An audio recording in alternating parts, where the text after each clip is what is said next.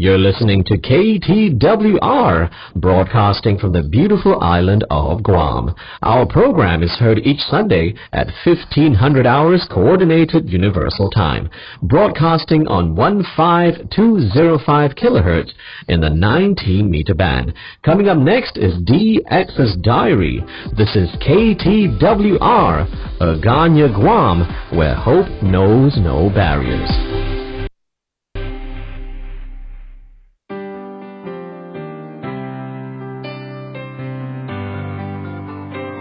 Hello, welcome to Dxers Diary, your 5-minute weekly DX Digest, produced and presented for Transworld Radio by your friend and host Arun Kumar Nasiman from Chennai in India. As you all know, this show has been on the air in KTWR for over a year now.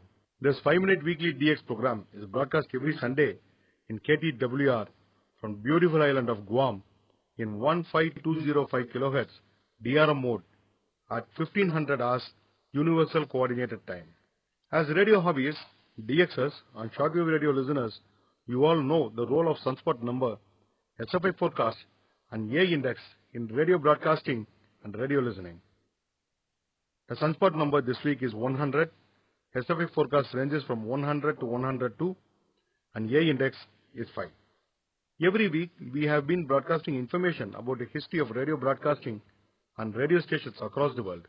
And this week we have information about radio broadcasting in Finland.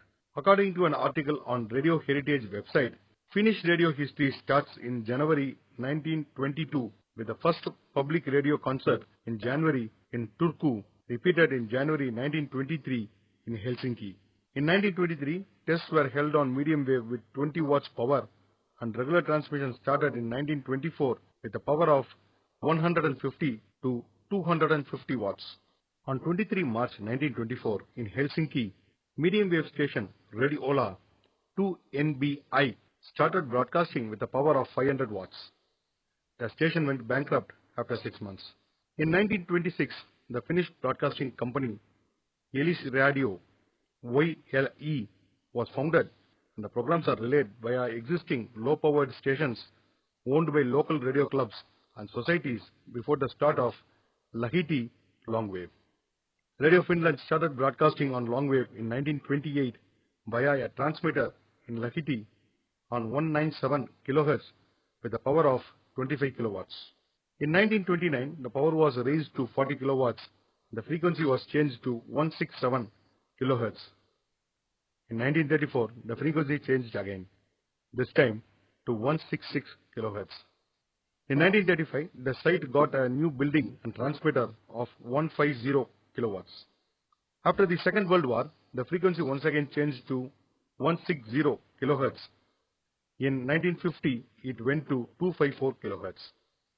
The last transmitter used was a 200 kilowatt 2 by 100 kilowatts in parallel, but during the last years, they used only 100 kilowatts of power.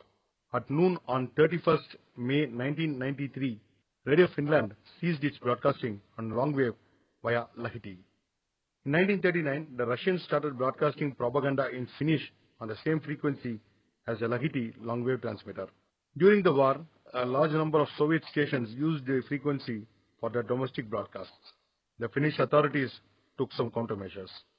On 30 October 1942, Soldat 10 sender Lapland started its broadcast from Rovaniemi on 297 kHz with a power of 20 kilowatts. On 14 September 1943, the transmitter in Rovaniemi started broadcasting with 15 kilowatts. Just like the other stations in Lahti, Helsinki and Uleåborg, it carries programs for the German troops twice a day. On 31 September 2007 at midnight, YLE Helsinki, which was broadcasting on the frequency 558 kHz, ceased broadcasting on medium wave. Dxers Diary would like to encourage the concept of pen pals among Dxers across the world. If anybody is interested to get in touch with other Dxers across the world, we'll act as a bridge by announcing your name and details in Dxers Diary program so that any other Dxer can contact you and you can exchange information about Dxing or anything else about the hobby of radio broadcasting. Friends, we have come to the end of the program now. As in the past, I request you to send your listeners' logs scans, reception reports, views, and opinion about the program to dxsdiary@gmail.com.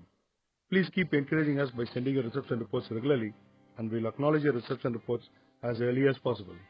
Until next week, this is your friend and host Arunkumar Narasimhan signing off. 73. Bye-bye.